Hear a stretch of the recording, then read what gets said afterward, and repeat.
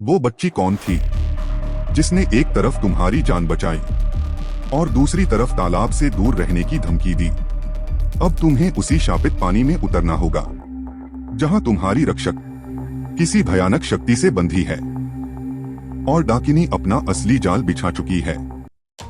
दोस्तों, कहानी शुरू करने से पहले बताना चाहूंगा, अगर आप सच में हॉरर कहानियों को पसंद करते हैं तो ये कहानी आखिर तक जरूर देखना, क्योंकि अंत में ऐसा ट्विस्ट है जो आपका दिमाग हिला देगा।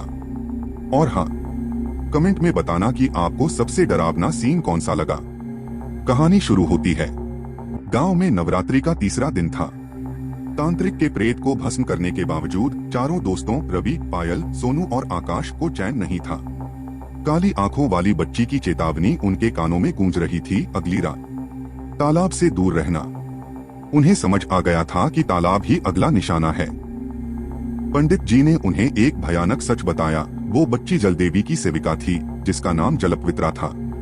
तांत्रिक ने उसे शाप देकर तालाब के शाप का रक्षक बना दिया है। तालाब में तांत्रिक ने डाकिनी के लिए शक्ति का स्रोत, अ सोर्स ऑफ पावर, दबाया है। अगर उसे नष्ट नहीं किया गया तो डाकिनी उस शक्ति से नवमी से पहले ही जाग जाएगी। रात के तीसरे पहर अंधेरे में वे तालाब के पास पहुँचे। तालाब का पानी अब काला नहीं बल्कि खून की तरह हल्का लाल दिख रहा था। पानी के ऊपर एक अजीब सी सल्फर की गंध फैली थी। पायल ने टॉर्च की रोशनी में देखा, तालाब के किनारे बनी टूटी हुई जलदेवी की प्रतिमा के ठीक सामने पानी की सतह से मुश्किल से 1 इंच ऊपर लोहे का एक भारी और प्राचीन ताबीज टैलिस्मान तैर रहा था। ताबीज से पतली तली लाल धारियां निकलकर पानी में घुल रही थीं। सोनू फुसफुसाया, यही वह स्रोत है, हमें इसे पवित्र भस्म से तुरंत नष्ट करना होगा। रवि ने कहा, याद रखो, ताबीज को छूना मत। पंडित जी ने कहा था, यह खुद एक जाल है। जैसे ही रवि ने ताबीज पर भस्म फेंकने के लिए हाथ आगे बढ़ाया, तालाब का लाल पानी अचानक फुवारे की तरह ऊपर उठा। पानी से कोई प्रेत नहीं बल्कि काली आंखों वाली वही बच्ची जलपवित्रा का भयानक रूप बाहर निकला। वह भयानक दर्द में थी। उसकी काली आंखें अब लाल धारियां छोड़ रही थीं। जलपवित्रा ने एक भयानक टूटी हुई आवाज में चिल्लाया, भागो, तुमने मुझे छू लिया। ताबीज अब मेरी अंतिम शक्ति को सोख रहा है। मेरे पास आने की हिम्मत मत करना। अचानक ताबीज से लाल काले रंग की जंजीरें निकलकर जलपवित्रा के हाथों और पैरों को कसने लगी। वह जोर जोर से चीख रही थी। यह देखकर कि उनकी रक्षक ही फंस चुकी है, चारों दोस्त दहशत में आ गए। सोनू और आकाश घबराकर जलपवित्रा को बचाने के लिए आगे बढ़े, लेकिन जैसे ही उन्होंने तालाब के पानी को छुआ, अदृश्य शक्ति ने उन्हें पकड़ लिया।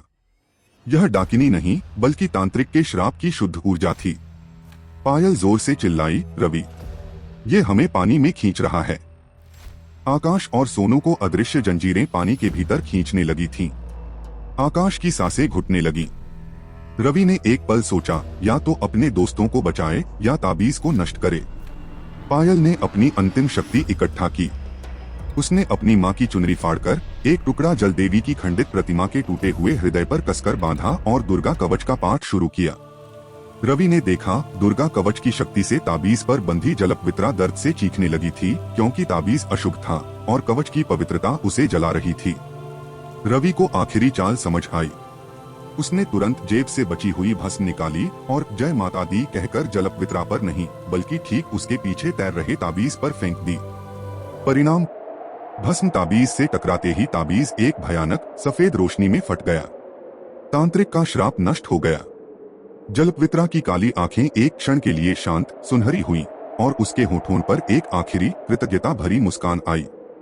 वह सुनहरी परछाई हवा में विलीन हो गई। वह आजाद हो चुकी थी। चारों दोस्त हाफते हुए कीचड़ और खून से सने हुए गांव लौटे। उन्होंने एक बड़ी जीत हासिल की थी, लेकिन जैसे ही वे मुख्य चौराहे पर पहुंचे, वहां हवा में एक संदेश गूंजा। यह संदेश जलपवित्रा का था, कृतज्ञता का नहीं बल्कि एक अंतिम भयावह चेतावनी का। तुमने मुझे आजाद किया, पर तुम बहुत देर कर चुके हो। तांत्रिक के श्राप ने डाकिनी के लिए केवल एक दरवाजा खोला था। अब जब वो दरवाजा टूट चुका है, डाकिनी ने अपनी असली शक्ति वापस पा ली है। वह नवमी का इंतजार नहीं करेगी। आज की रात तुम्हारे अपवित्र घर में वह तुम्हारा अंतिम शिकार करेगी।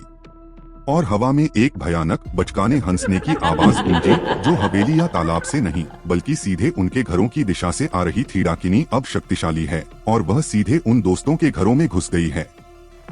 तो दोस्तों, ये थी हमारी नवरात्रि स्पेशल डे 3 की कहानी। जैसे जैसे ये सीरीज आगे बढ़ रही है, रहस्य और गहराता जा रहा है।